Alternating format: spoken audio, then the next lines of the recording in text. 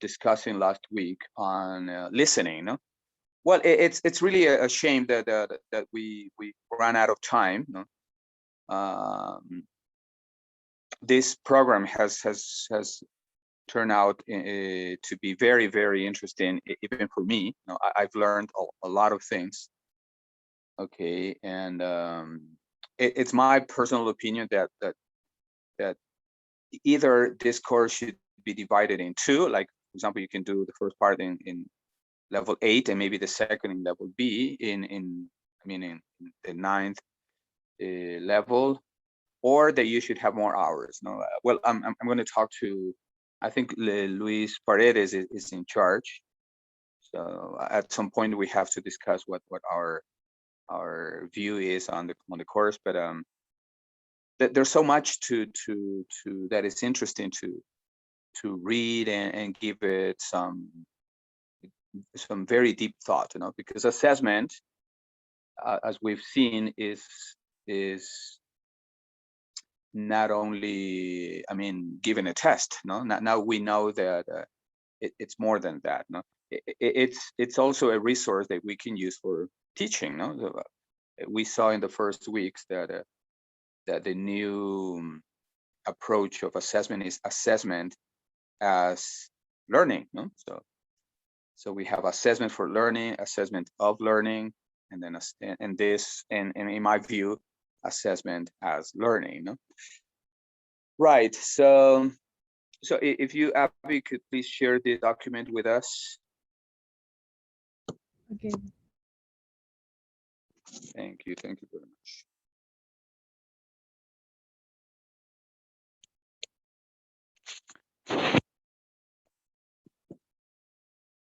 Well, and now talking about listening, what was this recommended activity to practice?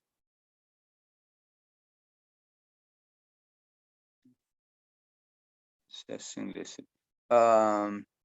Well, not this one, but the PDF. The PDF, exactly. Because this other document that you just displayed, it's more like a summary, but it's too general. No? We really did.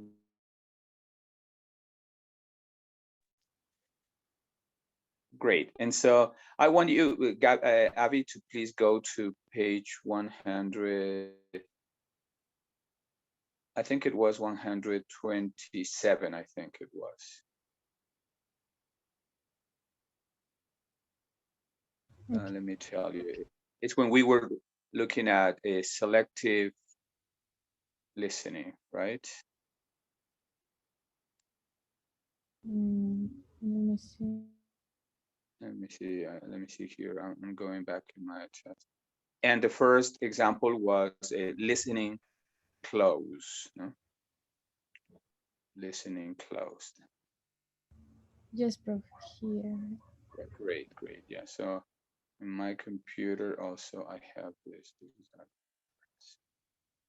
Yeah, listening close. No. Yeah. So, well, I'm not sure if this definition of close was very clear. No, listening close. Yeah. Right. So as you can see in the example, there's a chart there. Okay.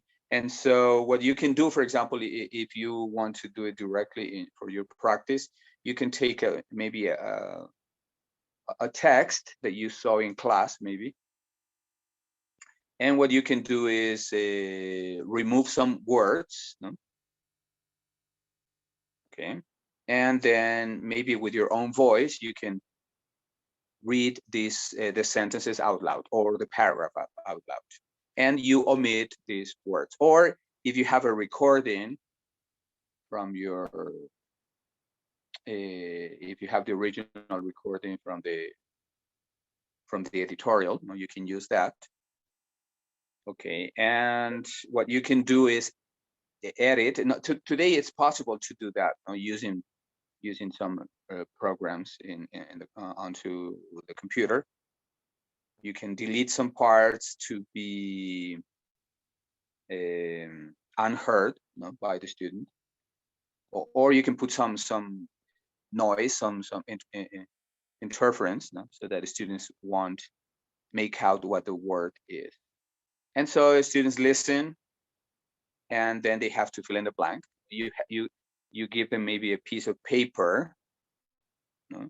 Where they have the sentences, no? Where they have the original passage or paragraph, and they have to compete with the words that are missing, no? So it's a very good exercise, no? As you can read in the next lines, no? Okay. You can use this, for example, if you want your students to focus on some grammatical category, no? Items. For example, you can concentrate on prepositions, verbs, two-word verbs, etc. No? Right where the cursor is, no? Where Abby is pointing now. But something is very important here, no? That you have to be very careful about the category that you use, no? It's not that you have to use any mathematical form as for example in the international exams, as the international examiners do, no? For example, for listening, no, for grammar close or for vocabulary close, they erase every, for example, 7th word or 6th word. No, but here it is not about that, you know. You have to choose the category.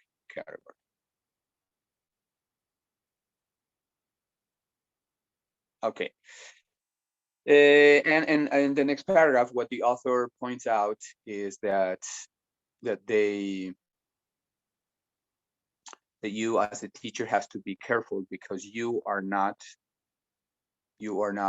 testing lexical components, no? So you may be willing to accept sentences, or I mean,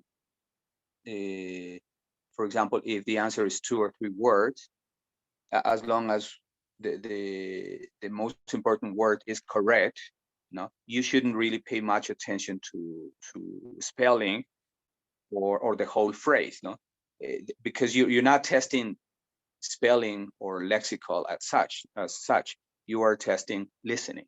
Okay, so well, of course, you have to use your best judgment for that. No?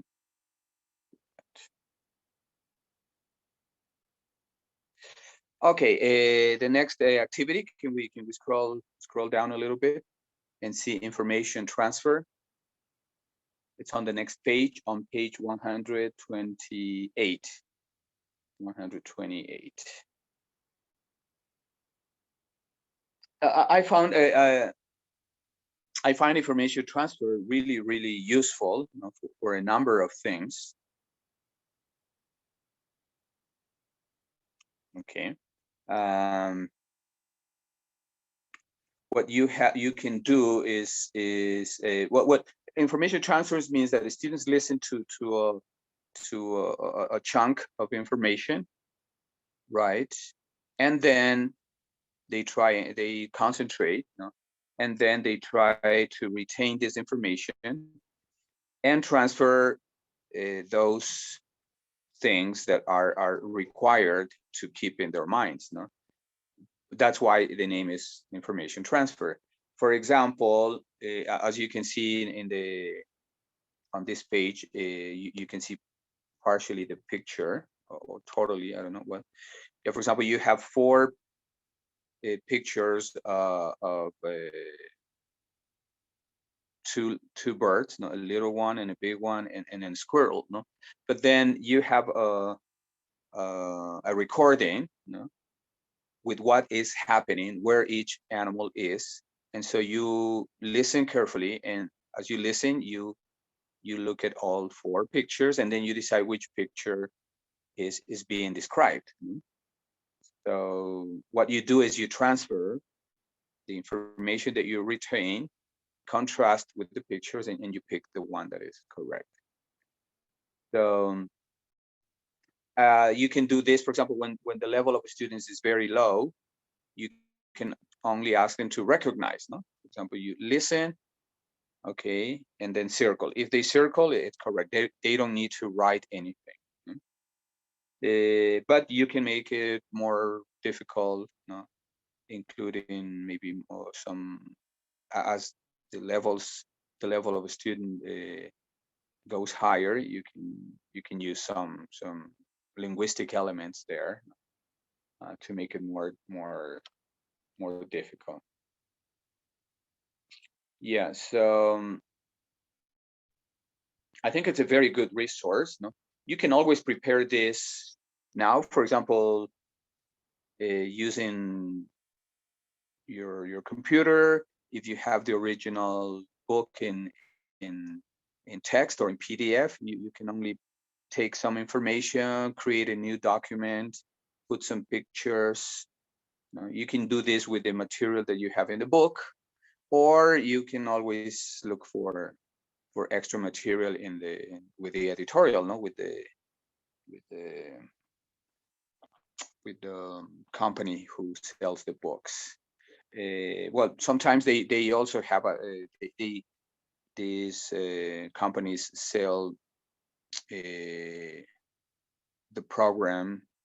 They sell complete programs, no, with test generators. They have all sorts of material, or you can always email them and ask them to give you extra materials, no, because that's their commitment with the institution, is that they will provide extra material for teachers, no. So you can ask them to work on this kind of materials for assessment, no? For assessment. Yeah. If we can go on to the next page, 120. Yeah, now this one's 128. No? This one that we're going to read now is 128.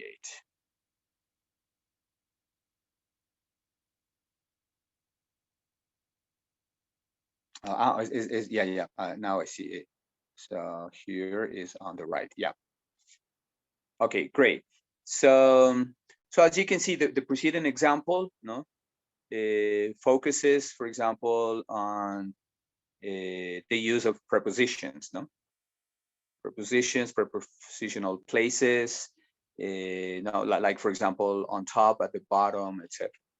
But also you have to be very careful and make sure that students understand some other words surrounding or included in the track. No?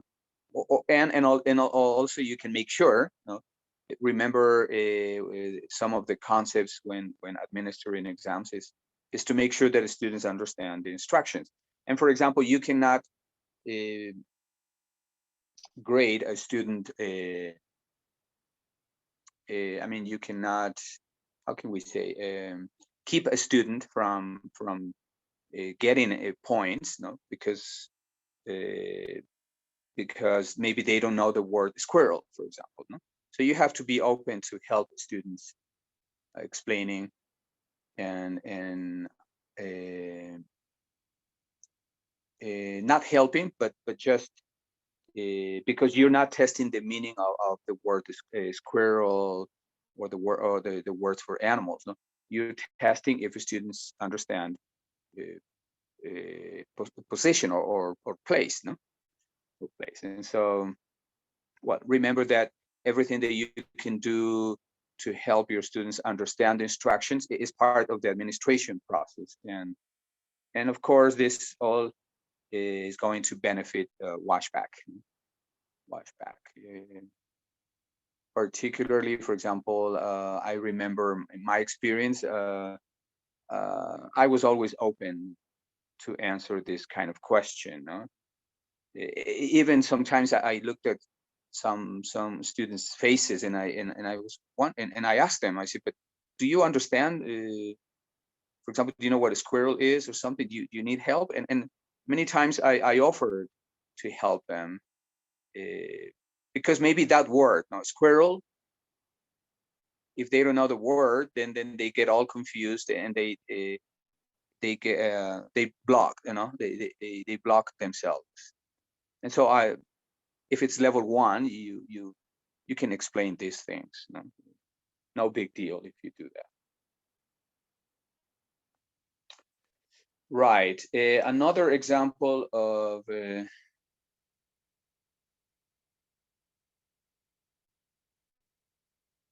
yeah, here in the second paragraph, Abby, if you can help me with the pointer and maybe enhance a little bit and then point in another genre. Can you point that? Right there, no? In another genre. Can you with the pointer? Yeah, that's right, no? Yeah.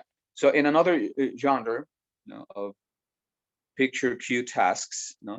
What you can do is, for example, you have a number of people, no? You have some people doing different things, no? Different, maybe you can use a picture, no? Well, assuming that well,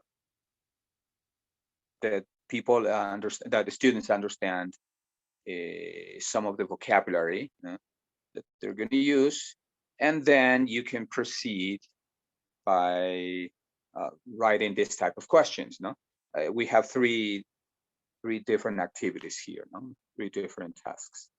The first one is the tall man. No? For example, the students look at the picture and then you ask them, is the tall man near the door talking to a short woman? They have to say yes, no. Another one can be, for example, true or false. No? You say the woman wearing a red skirt is watching TV. You circle true or you circle false. Or identification, for example, if you're working with level 1 or with little kids, you say point to the person who is standing behind the lamp, or circle. No? I mean, podría ser circle the person who's standing behind the lamp, etc. No? And those are good examples. No? Okay, then another example is here, for example, with photographs. You say, for example, one single photograph is presented to the test takers. Then they hear 4 different statements, and they must choose one of these 4 statements that describes the photograph. No, that describe the photograph. Can we scroll down a little bit, please?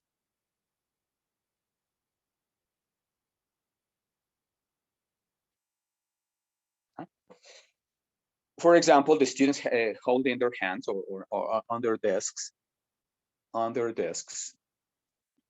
the picture of a woman in a laboratory, with no glasses, looking through a microscope, with her right eye and her left eye is closed. And then they have 4 options, A, B, C, D, and they have to choose that. So, and it's another good example. These are relatively simple activities that you can create with the material that you have in the books. And something important is what the author remarks in the next line, is that in order to make these sentences more authentic, remember that authenticity is one of the principles of assessment. To give them more authenticity, what you can do is, for example, in the example above, you can use real photos, photos that you download from an event, maybe the president visiting some authorities, the president of the US attending something, some political or some event, and so the picture is more, I mean, the picture is real. And so, or for example, in the example that the author describes here, if you want to reflect greater authenticity, you can use charts, maps, grids, timetables that are original. For example, someone traveling somewhere, a timetable that you find online for an airline, All of them are real, no? Real. So you choose things from the daily life.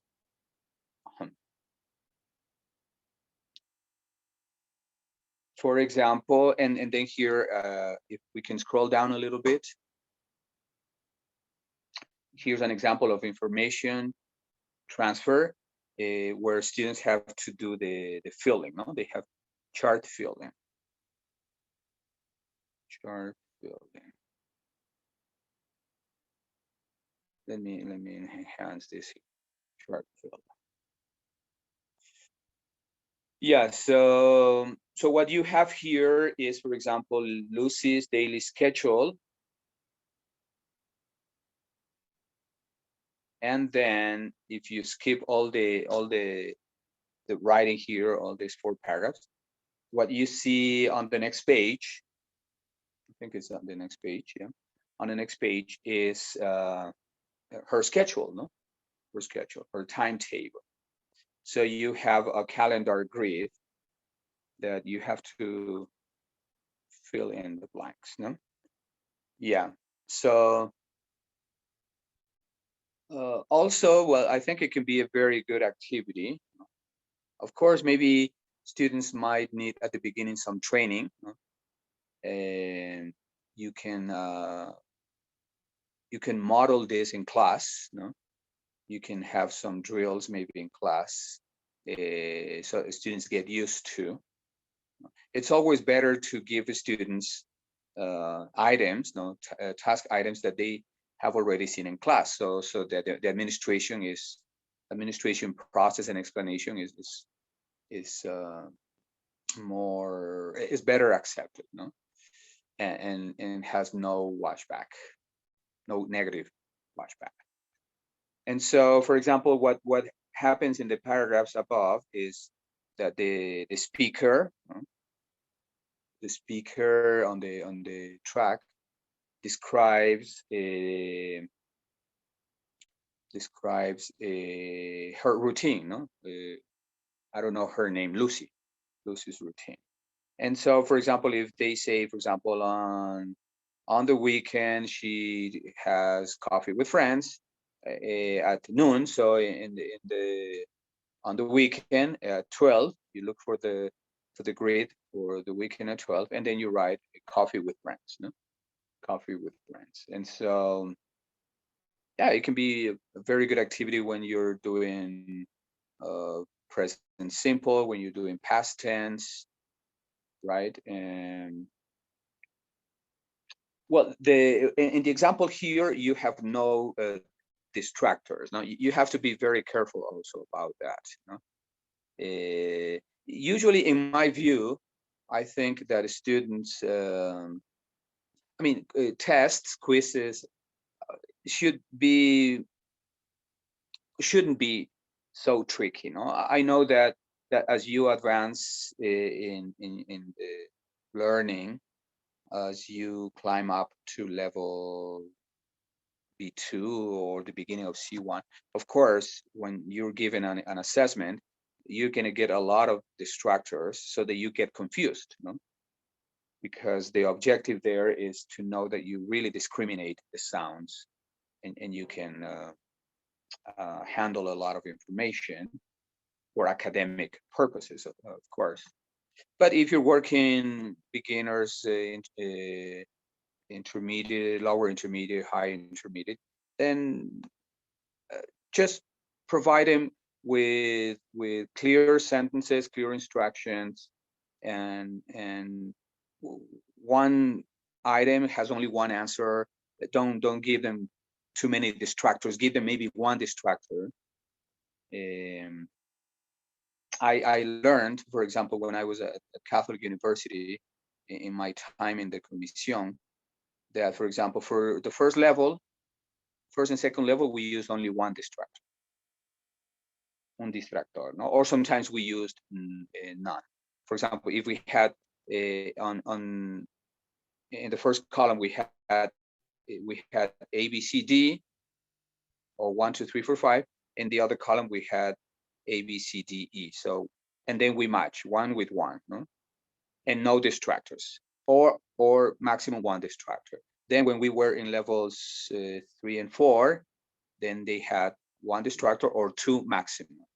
And then with the higher levels, we had up to 3 distractors. No? But in the example that you see here, all her week is described. Okay, and then you need all the information. There's no information that you won't use. Okay, and so it's better that way. No? That way, at least you give them less reason, you know, for negative flashback. For negative flashback. Yeah,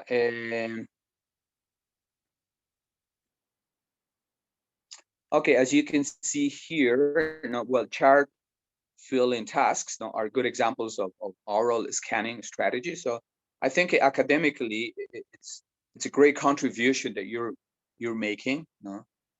And it's just great that students are very often presented this opportunity, you know, to apply real academic strategy, because we know that scanning is an academic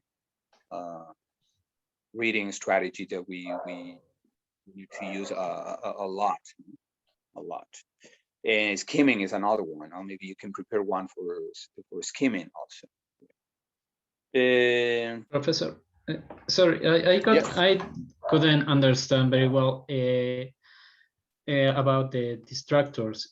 You mean putting 1, 2, or 3 depending on the level, but exactly, what can I understand as distractors? What distractor, or how can I say? For example, you're listening to let's take as an example the paragraphs above Lucy's calendar grid, and so maybe you at some point in the text they hear, for example, Lucy's sister, for example. Yeah. Okay, so for example, in my view, if you're working level 1, now students are very concentrated in each line, each passage, each sentence, each word sometimes. No? And then all of a sudden they hear, and she goes there, and then Lucy's friend does some shopping on Friday, for example. And so this, the fact that they hear Lucy's sister is really, it's a very high distraction in level 1. No? And so they get all confused. They say, well, what am I doing? So Lucy, but it says sister. So what do I do? Do I put this on Friday or not? And so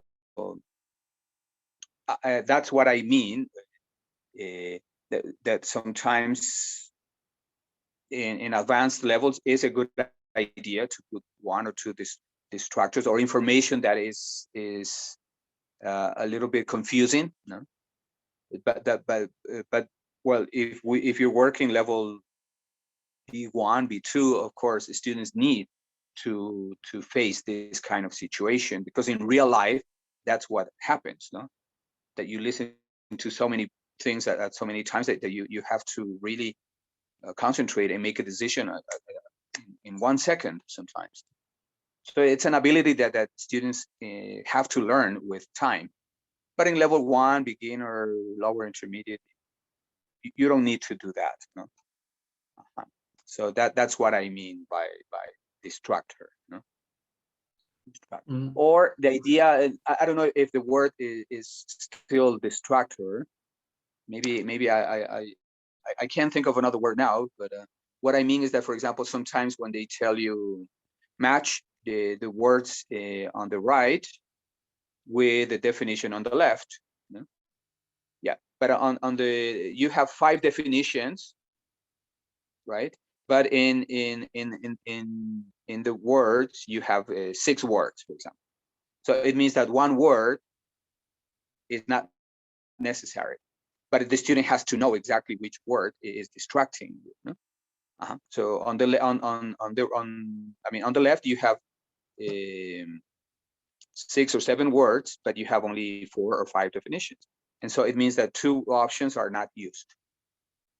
And so my advice is that if you're going to do that, maybe follow the principle that we followed at Católica, no? That with levels 1 and 2, no distractors or maximum 1 distractor. With levels 3 and 4, 1 or 2 distractors, and with the higher levels, 6, 7, 8, 2 or maximum 3 distractors. That's what I meant by distractors. Okay, is that clear? Yeah, yes, Prof. Thank you very much. I wasn't sure about it. I thought it was other stuff, but yeah, your explanation. Great. With your explanation, I understood. Thank you. Thank you very much. Well, so well, just to finish this part, because I know that we have maybe 1 or 2 minutes. What we see here is in the next paragraph, the chart filling tasks increase in difficulty as the linguistic stimulus material becomes more complex. And so then the author gives an example of one exercise that somebody created that is very difficult, where students have the map of they have the layout of a zoo, and then they have to handle a lot of information to identify where each lion cage is. So this, for example, is a lot of information, can be used maybe for B2 or C1. The complexity of the language used to describe the position of cages and their inhabitants is very challenging. And students have to handle a lot of information all at the same time. Directions, and then I don't know, describing even the lions, and so of course you, in your best judgment, you have to decide how difficult you want to do it. But always remember that when you're testing listening, it's better to do it like not very challenging, but about the level that the students really have, the average of students, because you don't want to make a test that is only for the best students, knowing that they will always do well, but you want to do a test that the average student will be able to handle. Great, yeah. And then so I'm just to finish, I want to first thank you very much for all these 4 months. It's been a very good experience, a very nurturing experience for me. I'm just sad that it's so quickly. It seems that just yesterday we were beginning, and now it's coming to an end. And there are still lots of things that we could learn. Every day we learn something new. I hope that at least we have scratched the surface, and that you guys feel this need, this unstoppable curiosity, that characterizes good professionals. To discover new things on your own, because now you can read well, you can understand, you have all the academic skills that you require, and you have them in English as well. So great. So explore things. There are so many articles, new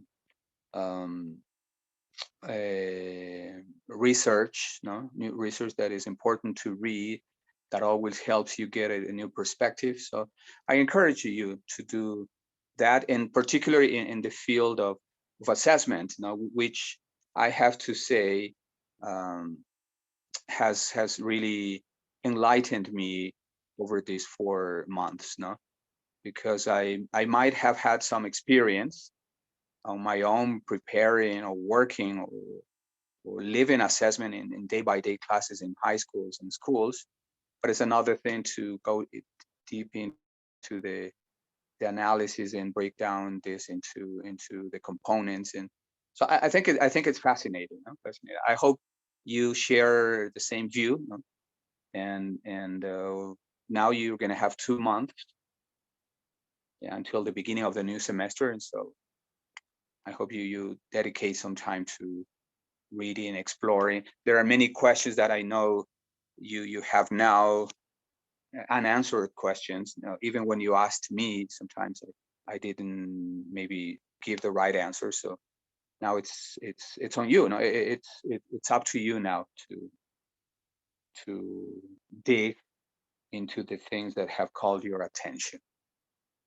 And so with no further ado, I want to thank you all. I wish you all the best in your exams. Monday, I don't know how many exams you have, but I just wish you the very best luck. And also I want to thank Avi, Hugo, everybody that was always sometimes helping with the sessions and everything. And for all of you for attending, being patient, being collaborative. So I think that personally, I've had a really wonderful experience with you guys. So thank you very much. And I'll see you on